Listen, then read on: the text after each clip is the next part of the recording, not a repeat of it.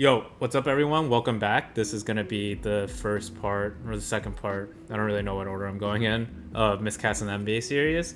So this dashboard that's on my screen right now is basically a dashboard showing how a player was used during the season. That's what you're seeing in the offensive role, and how good they are at each single role, which is the percentile rank ability. Right? If you're interested in how I came up with it, I have an entire video, just an intro video dedicated to kind of like how I came up with this dashboard, how I came up with the algorithm to do it. I also have a Substack article going into more details about that stuff. So if you're interested in the methodology and some of the more mathy stuff, go check those two out. Here I'm just going to be showing the dashboard itself. So the player I'm really interested in today is Deni. And here for Deni, you can see that he was used this season as a perimeter connector. What that means is not a ton of usage in any specific area, but just usage across the spectrum, right? So think about like Derek White, like these type of players. And that's kind of how Deni was used. But the one that's interesting is his primary creator rank is really high. He's like one of the best on-ball primary creators. And as I mentioned in the intro video, there's no like catch-all metric for basketball. So like, do I think he's in the 95th percentile of primary creators? Maybe not, right? But like, I think this is really good directionally for me to be like, oh, is there something there? And I think there definitely is something here for Deni, especially after going through the film now. I think it's really interesting to see what he could look like as an on-ball creator. And guess what just happened, right? Like the primary creator of this team in Simons just got traded, right? So there's going to be on-ball reps. It's going to go some to Scoot, some to Sharp. Maybe they bring Sharp back, some to Deni as well. I'm very interested to see like what those Deni reps look like. So let's do a little bit of a deeper dive. Let's take a look at Deni here. For Deni, all his metrics are trending up, right, throughout the course of the season. So like points, assists, rebounds, and maybe not rebounds, a little bit flat. There's this, this field goal percentage, a little flat there. Rebounds also a little bit up. So 48% field goal 48% field goal percentage, 37% 3-point percentage, pretty solid, almost 80% free throw shooter. Some of his advanced stats, right, like assist percentage slightly up, probably flat. You're gonna want to see some of this stuff for on-ball creation, right? So in terms of his efficiency increasing throughout the course of the season, which you like to see. And then in terms of usage, he got a lot more usage as the season went on, right? So touches, time of possession, average seconds per touch was flat, but you just saw him get a lot more touches. Let's see his drives, and then more aggressive driving as well, right? So like all indications that throughout the course of last season, he got more on-ball reps. He was starting to get more of these opportunities. And then now with their primary creator gone as well, I'm expecting them to just lean into that a little bit more, right? And he was awesome at it. So like, if we're looking at his play types, like in terms of isolation, he was in the 91st percentile in efficiency for points per possession, right, at 1.13. And then for pick and roll ball handler, he was in the 73rd percentile. So like, not elite, but like there's definitely some stuff there where if you trust him on ball, like I just really want to see what that looks like.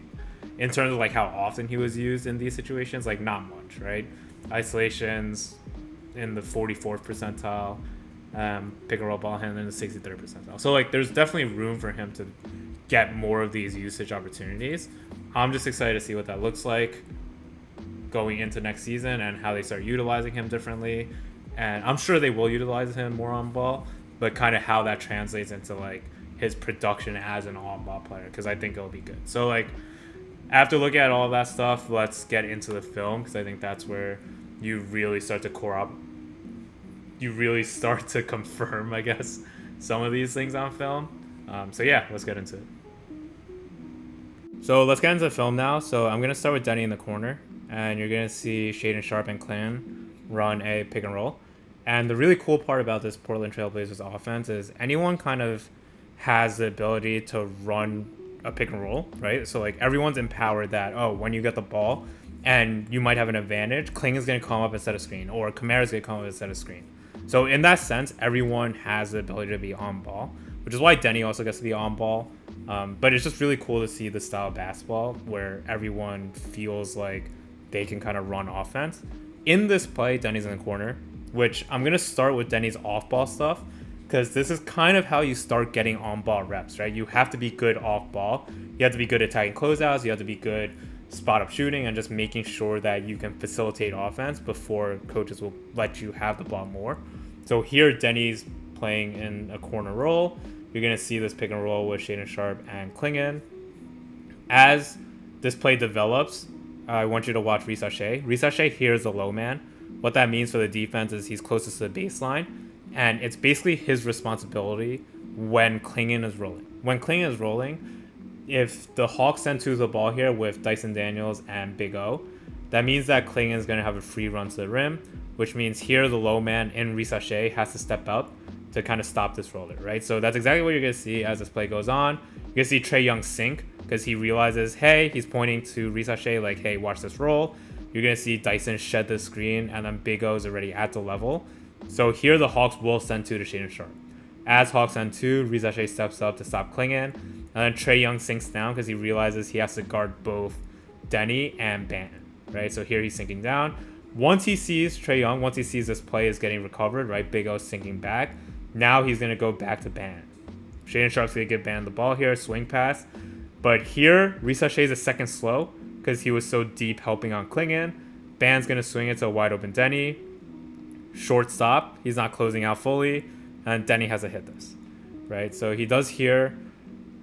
What does the data say about this? Well, let's take a look. Deni's not the greatest corner three-point shooter. So if we look here, we're on Deni's player page. Just kind of go down to, here's his play type distribution. I want to look at his shot zone distribution.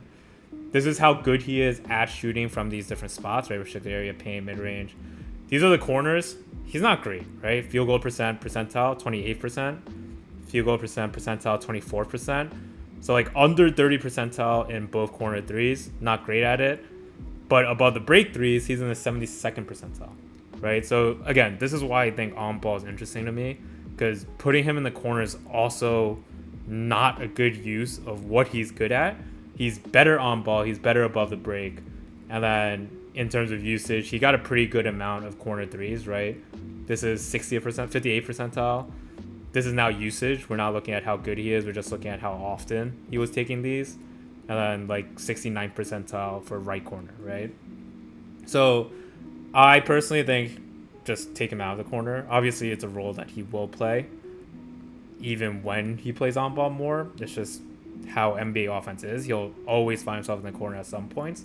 But I think just shifting the distribution of more on ball reps will take him away from a spot that he's not necessarily as good at, right? So that's kind of his spot up shooting. Let's take a look at this. And this is just a play that I liked in terms of, do you know what you're supposed to do on offense? So again, you're going to get a Shaedon Sharpe, Klingon pick and roll. There's an empty corner pick and roll. All that means is there's an empty corner here. And then when you send to the ball, in this case with an empty corner, you're going to get the same situation where low man, in this situation, it's Caris LeVert, is going to have to help out on the screen, right? So Hawks, again, if they send two to Shaedon Sharpe here, as Klingon rolls, LeVert has to step up to kind of stop this roll. Interesting to note on offense, Thibault here is at the top of the key. He's going to clear out to this dunker spot. But what that will do is there's going to be 3 Portland Trailblazers on this weak side, pretty close proximity. You can't see it right now, but Kamara's in the corner. And then here, as we watch this play develop, exactly what's going to happen is Thibault's going to go right here, and then him and Kamara are basically going to be set up in a straight line. So let's watch this play develop. Thibault goes down to dunker spot. This is the straight line I'm talking about. Hawks, again, send 2 to the ball. Big O and Dyson are going to stop Shaedon Sharpe here. LeVert has to step up to stop Klingon as a low man, and then kind of just wait until Big O recovers and gets back to Klingon. The reason this is ineffective spacing is because Risache in this situation can guard both Thibault and Kamara, right? They're in a straight line where if Risache just puts his hands up, he's basically blocking this pass, and no pass can get through to either of these 2 players. Right, so this is just not great spacing. The way you fix this is everyone has a shift, right? So what you want to see is you want to see Deni shift to where Thibault used to be. You want to see Kamara shift up to kind of where Deni is right now, and you want to see Thibault clear out into this corner. If you clear out like this, then imagine that this is now Kamara, where my mouse is. Thibault's now here where Kamara is, and then Risache cannot guard both of them in that situation. Instead, on this play, it's a second slow. Everyone does the right thing. Like, Deni's going to shift up here. You're eventually going to see Kamara shift up here, and you're going to see Thibault clear out. But the speed of which this happens, right? Like, you're already seeing Deni shift. The speed of which this happens is a little slow, which allows this communication between Levert and Risache to happen. Basically, Levert's telling Risache, hey, you're bigger even though I'm the low man. Switch with me. So Risache's going to go over tag Klingon. And then Levert's going to effectively be able to guard both Thibault and Kamara. So because the spacing isn't great, you now can nullify this entire advantage created by this pick and roll. Risache is even late. He's not really like aware of what's happening. He's going to go stop Klingon now. Levert's still able to guard both of these players. This is just not a dangerous situation. But if Kamara was up here, way more dangerous, right? Because then Shaden Sharp actually has this passing lane, and Levert can't guard two players at the same time. But here, everyone resets now because the timing was a little slow. But this is what I mean, right? Everyone gets the opportunity to be the initiator of offense. This went so fast into Deni Kamara pick and roll. This is my favorite play. I'll be talking about it a little bit more on the on-ball stuff. But this was just to highlight Deni's off-ball, knowing where to be for spacing. It was correct. You just want it a little faster. And then here, Deni has an ISO and just finishes. So, good stuff. Again, this is going to be a video of Deni on ball, but just want to highlight some of the off-ball stuff. Does he know where to be in space? Yes, maybe a little bit slow, but just knowing spacing principles, the Blazers are really good as a team at that. And then also just as a spot-up catch-and-shoot shooter, good at that as well. Here, transition. He's not the best based on the data, but you feel pretty comfortable with him just grabbing the rebound and going because he's a pretty good driver of the ball. This is the one thing. He loves this low pickup point, which is effective, but he also likes jumping when he gets this paint touch. So you're going to see that's exactly what happens here. He's going to be stuck. He's going to jump here and find this pass Kamara, which is fine because Tatum's not really in a defensive position. But this is how you get into trouble with turnovers. And Deni has a really high turnover rate. So here's your jump pass. In this case, it's fine, again, because Tatum's not really watching Kamara. So this turns out fine. And then this ends up being an assist, right? But if we look at the turnovers, let's see kind of what the data looks like. If we look at the turnovers, he's one of the worst at turning the balls over in the NBA. Let's look at his turnover percentage. I do not have his turnover percentage. I probably need to add that. But yeah, we just look at raw turnover numbers. It's one of the worst, right? And he gets himself into trouble a lot. And as he gets more on-ball reps, it's only going to be an exacerbated issue. So just something he has to clean up. Don't jump as much, play off 2 feet. And then also just be more secure with the ball. It's just something he's going to have to learn. Another off-ball thing is just knowing your spacing principles. Plus, do you know when to cut? So here, Simons is on ball. Here's your on-ball rep. Before Deni was right here, you saw Deni shift up and just kind of lift up. This is important. And again, Blazers are good at this. But the reason this is important is if you didn't move up, you have two players kind of scrunched up in this corner between Kamara and Deni, right? That allows Horford to really easily cover two people when Simons is going to generate this advantage. You don't want that. You want to spread the defense out as much as possible. Honestly, like Shaden Sharp can probably move a little bit up here. Deni can even shift over a little bit more to create as much space between these three players as possible. But still, this is a good lift, right? And every Blazer is pretty good at this off-ball, small, like lift movements. Here's Simons generating this advantage. I just want to point one thing out. You see Deni kind of stop his cut here. This is really interesting because he probably can cut here, right? Like Simons has drawn two defenders. Hauser's already going to help out on Klingon. There's going to be space here. But this hesitation is also smart because Simons still has his dribble. There is a world where Simons can come back around and you don't want to clog up this space if Simons comes back around with his dribble. So Deni kind of hesitates here and then he waits until Simons picks up his dribble. And then Simons is going to do his escape dribble. You're going to see Simons come out here to his right. As he escapes, draws two further out, Hauser has to fully commit to this help. And then now when Deni cuts, there's just so much more room, right? There's so much more room, and you know that Simons has to pass it or shoot it. So there's no decision that Simons is going to come back around. Just good cut, good instincts, good like hesitation to wait for a better clearing and then cut. But again, just good off-ball movement, good playing off-ball, and that's how you earn playing time, right? That's how you earn on-ball reps. Another off-ball rep, you're going to see Hawks are now in zone. Dyson's here. Trae Young's here. Trae Young has to step up here to help because these are the two top of the zones.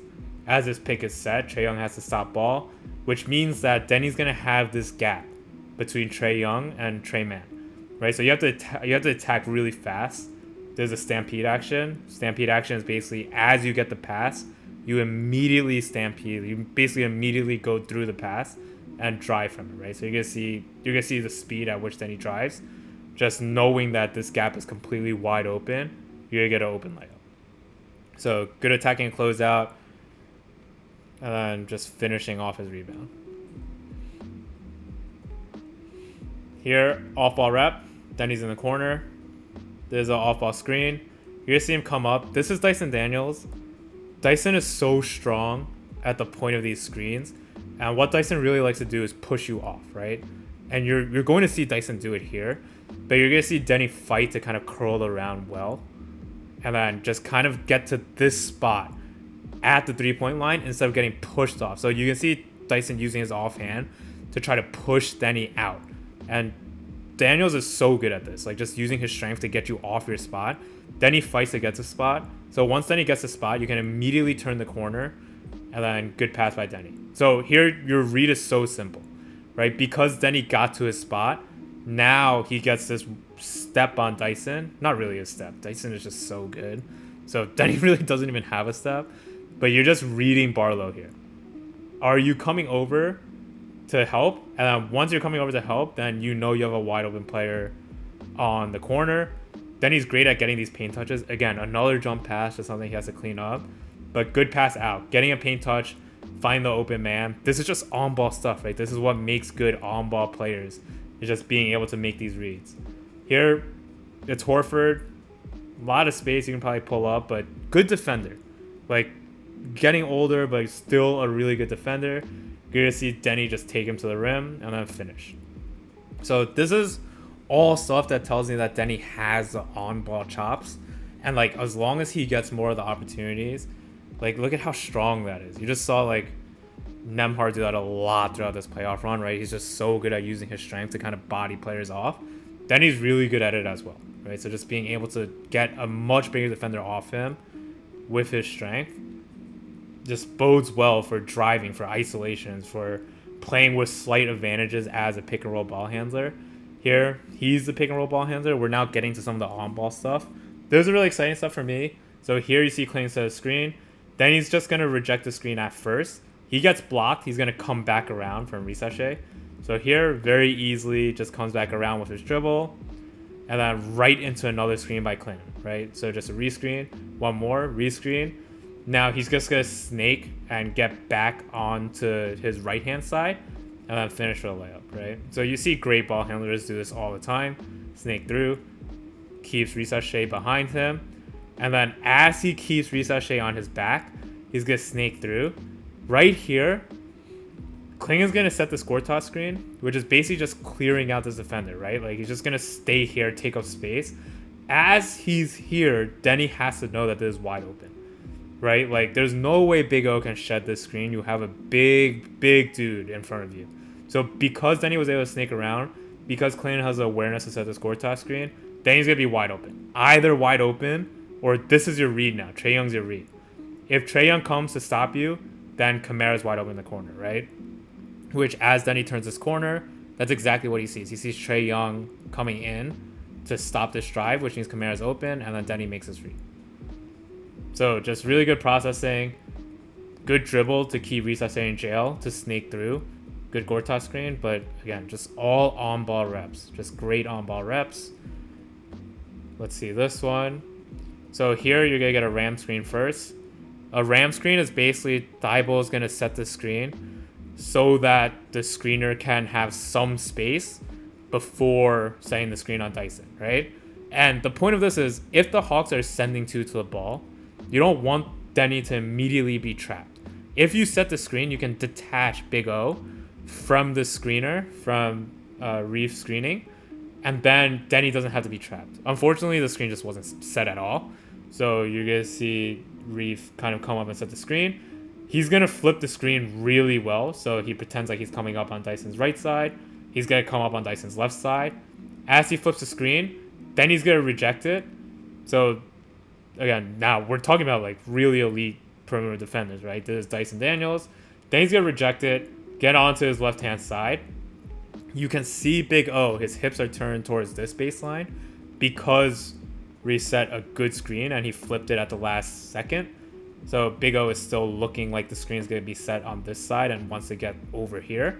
Then he just crosses, gets to a good spot, and you're going to see Big O switch his hips again to try to guard Deni, and Deni's going to get back to his right-hand side. Right, so as Big O flips his hips again to get back on this side because he was a second late, this all starts by a good screen, by the way. Like, this is why you need your screeners to be really fast and really aggressive when they flip, because now you're putting the opposing center into a really bad situation where their hips are completely turned over. Then he just has to get to this side. He does. He's a little loose with the ball. This is great defense to get a hand on the ball. Again, turnovers, have to cut down on turnovers. But these are the right plays. You want to get back on your right-hand side and then finish through contact. So great reads. Very good defender, right? Like, this is Dyson Daniels. I keep on saying it, but he's not just running these reps against like backup defenders and bad defenders. Like, this is one of the best perimeter defenders in the NBA. I love these guard screens. We talked about it earlier with Kamara. There's with Banton. I love the Deni and a guard screen. Bring Trae Young into the action. Here, Banton sets the screen. He doesn't really set the screen, but you're going to see that was so fast by Daniels as well. But you're going to see Daniels tell Trae, like, hey, come on this side. I'm going to guard everything on this side. And you're just trusting that Daniels is able to contain Deni, and you want Trae to stay on that side. Daniels does. He does a great job containing Deni here. Trae doesn't even worry about it. Trae's still on this side. This is trusting your best defender. Dyson stays with Deni. Not really any step, but this is, can you use your strength to create some space, right? Can you figure out how to score even when you don't really have a ton of space created on these screens? Deni goes into a decel step, another move that Nembhard popularized this season, right? Boom, draws two, gets two defenders to jump, and then draws a foul. So, like, do you have moves where your defender's on your hip to beat him? And yes, Deni does, right? He can do the decel step. He has strength to kind of move defenders off him. And then just a lot of different ways that he can finish. I'm going to start going into this Kamara screen. Kamara is so good in the short roll. Deni's really good as an on-ball creator. Run more of this action. Here, you're bringing Horford and Hauser in. Really quick screen by Kamara. Kamara's going to clear out. No advantage. Can you finish? Right? Hauser's on you. You didn't really get a good screen here. Gets by him, and then goofy layup. Basically, he's going to go off his other foot to kind of shield the ball from Horford, and then be able to finish this by going off his right. Right? So again, another finishing move. He has various ways he could finish. Right back into the Kamara screen. Here, Cornette and Torrey Craig. Kamara screen. And then here, gets the switch. A lot of defenses in the NBA switch. Do you have the on-ball juice to beat a center? Here, do you have the step back to beat a center? Then he hits this one. Good form. Again, good above the break three-point shooter. Makes you believe that he can hit these. And he does on a center. Another thing you have to be able to do, right? When you get a center switched onto you, can you beat them? Back-to-back possessions, right back into this Cornette, Craig, Kamara, Deni. This time is going to be a quick exit. You're going to see Kamara kind of slip the screen, and then Deni just finds it over the top. So good awareness, running this play back-to-back, right? Slips out, right over the top. And Kamara draws a foul. So good reads. These are some of his passing reps. Does he have the passing juice? A little bit, right? The turnovers scare me, but some of the reads are really, really strong. Here you're going to get a double drag. So there's just a double screen. Thibault's the first screen. Then Reeves the second screen. So here, as Deni comes across both screens, you're going to see the Hawks switch, which is really common. Dyson's going to go under. Reese is going to jump out to take Deni. Right? So here, Dyson goes under. Reese jumps out. If this is a bad defender, so like you're talking like your Halliburtons, your Brunsons, you'll show. Try to block this, and then try your primary defender to get over. Hawks don't need to do this. Like, you're fine with Reese living on ball defense. So here they just switch it. Now you're just in a single pick and roll, right? So single pick and roll, again, defensive principles at the level for Big O. He's going to wait until Risashe gets over, and then he's going to drop back to guard this roller. But as he has to stay at the level to contain this drive, what are you going to see? You're going to see your low man here in Yang kind of step up. When he steps up, this is just a phenomenal read, right? You know that the Hawks have to send this low man to stop this roller. Can you make this pass? This is an incredible pass. Like, this is what makes Halliburton so good, is a skip pass. Like, it's a hard pass to make, right? And then just watching Deni make this is promising. Have to cut down the turnovers, but in terms of, do I think he's able to make these reads? Do I think he's able to be a primary playmaker? Yes, I do. And I think, like, him developing the on-ball reps will help him as a primary playmaker as well. So just really promising stuff all around. And then here is just, what is this one? I think there's an isolation. Oh no, this is just a turnover. Like, he just does some stupid stuff sometimes, right? So here, draws 2, paint touch. He's really good at getting these paint touches. Here, 2 small defenders. Like, you got to be able to make this pass. He threw 2. There were 2 different instances where he absolutely yeets this pass to the center to Klingon. I think the other one was Klingon too, but like, you had to be able to make these. Clean up the turnovers, and I think everything else you have the juice for offense. Now, switching to defense a little bit, I want to build out a defensive dashboard as well, but just haven't really gotten around to it. Metrics defensively also are a little bit more complicated, so I prefer just watching and seeing kind of how he is on defense. So let's kind of break down the film on it. So here, the Hawks draw 2, right? So now Banton and Kamara are going to stop Trae Young, which means that low man has to stop this roller. Low man in this case is Shaedon Sharpe. It's not Deni. If I had to bet, the defensive principles here is if Big O stays at the top of the key, then it's Deni's responsibility to kind of cover this. But if this is a roller, then it's still Shaedon Sharpe as low man, right? Which is exactly kind of what you're going to see Deni point to Shaedon Sharpe. So here, as this play develops, you're going to see Deni kind of like, look, he sees this roller. As he sees this roller, he's just pointing to Sharpe like, hey, this is your responsibility to cover. Now, as Sharpe, as the low man comes over to cover, right? That's the point. And then as Sharpe comes over, right here, see his little hand stick out like, hey, this is your man, come get him. As Sharpe comes out to guard this roller now Deni's responsibility is both Guy, don't exactly know how to pronounce his name, and then this player in the corner, right? So here, as you see this develop, right, good closeout, sees this pass happening, good closeout again, and then good contest. So pretty solid stuff in terms of like understanding your defensive principles and then also closing out. Here is a really interesting play by the Blazers. So here, you're going to see Big O set the screen. They play Klingon in a deep drop. If, I don't know how many will recall, but like, as a Knicks fan, this is a game that Mikal hit the game winner. This is a 33-point game. And the reason they were so effective was Mikal saw this drop constantly, right? So like, Mikal can get to his mid-range and just hit his favorite shot against a deep drop. Blazers just play clean and drop. He's a drop defender is what's always going to be happen. Everyone else switches 1 through 4. And then here, you're going to see Deni next to screen. What that means is because Klingon is in a deep drop, and then because Thibault's going to get clipped on the screen, Deni can come over and take Trae Young and guard Trae Young, and Thibault can kind of go out and then guard Deni's original man, right? So here, you're going to see Deni come down, stop this ball handler, and then Thibault's going to go out and then guard Deni's man. Here, Thibault gets a turnover, so it doesn't really happen. But you can see, like, Deni's already in position to guard this. And Klingon doesn't really have to worry about being in, like, a deep drop or anything. Like, he can just stay here and wait for Big O to come to him in the paint because he knows that this action is stopped by Deni and not his responsibility. So here, again, does Deni know where to be? Does he know to be in the right places?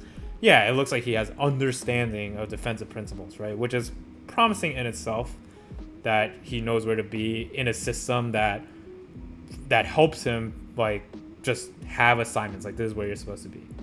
Here you're gonna see him go under a screen, chasing on an off-ball screen. Do I want to see him not go under this? yes, this is understanding like a Simons. Like this is a 43%. Like let's see what he shoots from three. I think it's like 43%. Right, like here, let's go Atlanta, Crutchy. Where is this dude? Yeah, 44% from three. Right, like you don't really want to chase or go under these screens against like a really good shooter. Then he does. He ends up contesting this well, but like you just want to get chased over the screen. He goes under the screen, but it is what it is. Now, like overall, I thought he was pretty solid defensively and just understanding where to be. There are some infuriating plays of him just getting lost. Like this is just a lack of focus that's just cannot happen in the NBA at some point. But here, as Krejci drives, you're gonna see Deni here. He's the low man, so he has to help on the drive. Kamara has it contained, so you should be more alert that you don't have to help out on this, but this is fine, right? Contains it. Now you have to get back to your man. Ironically, it's Trey Man that's your man, right? But here, it's everything's contained. Just get back to your man. Instead, he looks at the ball. When he looks at the ball, he just, not only does he look at the ball, he just for a second imagines that Trey is out here in the corner, and then he's just going to slide here for a second, right? So here, completely out of position, has no idea where he's supposed to be, which leaves Trey Man wide open. And this happened multiple times. Like, as much as Deni understands where to be defensively, there's just a lack of focus where he just loses his defender, or just like isn't really like locked in defensively, right? Like here's another example. Here, as Trae Young gets over the screen, Klingon steps up, wait for Kamara to get back. As you wait for Kamara to get back, everything is now contained in a second, right? Like right here, everything's contained now. Then he's helping out a little bit. You don't have to be though, right? You have to be sticking with Dyson Daniels, but even if you're not sticking with Dyson Daniels, you are completely vertical here, right? So here, watch this play develop. Not only is he vertical, this is just like, what are you swinging at? Just swinging at this pass, but not really trying to swing at this pass, and then not recovering, right? Like, I'm going to play that in real time because it looked a lot worse in real speed. I might have slowed it down on the clip, but let me see if I can play this real time. Yeah, like, it's just so slow and not, like, actually trying to defend that pass. We're just swiping at the pass, right? So some of the off-ball stuff is a little lackadaisical, I would say. Let's look at some of his on-ball reps. So here, this is going to be screen nav. You're going to see Hauser's at the screen where he gets switched. Because the Trailblazers switch 1 to 4, it really covers up each individual defender's ability or need to screen navigate, right? Because if you're just switching all your guards, then like your guards don't really need a screen nav. Celtics are one of the more aggressive teams at getting your worst defenders matched up and then putting them in screen navs, right? So here you saw that White wanted Deni, and then you're going to get Horford at the screen. A lot of teams will just run their best players, right? So like you'll have like a Brunson, it should have been a Brunson Cat pick and roll, Brunson Hart pick and roll, or like a Cade Durant pick and roll. Like these combos, teams will run independent of defenders. Celtics are one of the teams that love getting the weakest defender first before going into their actions. So that's why Deni's in the screen a lot here, but in general, you're not going to be put in screen nav a lot by most teams. So let's just see how it is. A little weak getting over the screen. You're going to see the screen set. You're going to see him rescreen. Horford's going to rescreen by going around. So here, you're going to see Horford rescreen, right? Deni kind of gets caught on this. Not really fighting over it well. Klingon's in drop. This is why like it's so easy to score if you're scoring against Klingon and like a deep drop and you have a really good off the dribble shooter, whether it's from behind the three or at the mid range, right? So they're just wide open, right? You need better screen nav to kind of like remedy this. Like if Klingon's going to be this far back, you need really good screen nav, which just didn't happen from Deni. Wide open three. Do I think his screen nav is there? No, not really. Again, do I think it matters a lot for this team? No, not really. Let's look at some on-ball isolation defense. Here, Tatum has ball. Deni's guarding Tatum. Deni likes to really swipe on post-ups, which I don't love. It lets Tatum get a lot of these open ones. You're going to see here. So, like, here, post up, as Tatum makes his move. I saw this a good amount in these games. But here, instead of the contest, you're just going to see Deni swipe down at the ball. So, not really worried about getting a hand up, but more so, can I get a turnover here? Misses, and then once you miss this, is a wide open shot for Tatum, right? So maybe like want to see a little less of that swipe. Want to see a little bit more moving your feet, contesting, good contest. But overall, I think he's like fine as a defender. I think he's probably below average. I haven't looked at his EPM numbers. If you don't know what EPM is, it's a catch-all metric for defense. Again, no catch-all metric really exists, but it's a really good one. So just kind of getting a gauge at kind of my film, what I think he's a below average defender, probably like, I would say like 40th percentile defender, maybe like around there, maybe a little lower, 35th percentile. And then for the series, throughout the offseason, as I look at more and more players, I'm going to do the same thing. I'm not going to look at the EPM numbers before. Going to look at the film and see if it matches up with the EPM. Going to cut out for a second and then show you guys what the number is. So I just looked it up. It's actually, he's in the 67th percentile for defensive EPM, which is pretty solid. Way higher than I thought. I think some of the off-ball stuff is like really jarring to me. Just how frequently he gets lost and like just loses his man. But I think like just knowing where you're supposed to be, having the right defensive principles, just understanding like your spots and where you're supposed to be and closing out in a good manner probably helps a lot. So that's Deni. I'm excited to see him get a lot more on-ball reps next season. And as you clear up that log jam, just getting rid of Simmons, you just expect some of these younger players like Scoot, Shaden, Deni to just have the ball more in their hands. And I think like they're going to do a phenomenal job with that. I'm really excited for this team. I like watching them a lot. So yeah, that's Deni. I'll continue doing these throughout the offseason with different players. I think I'm going to do Santi next, free agent. I really like his game. I think he's a really fun player to watch. But yeah, be on the lookout for that and stay tuned. See ya.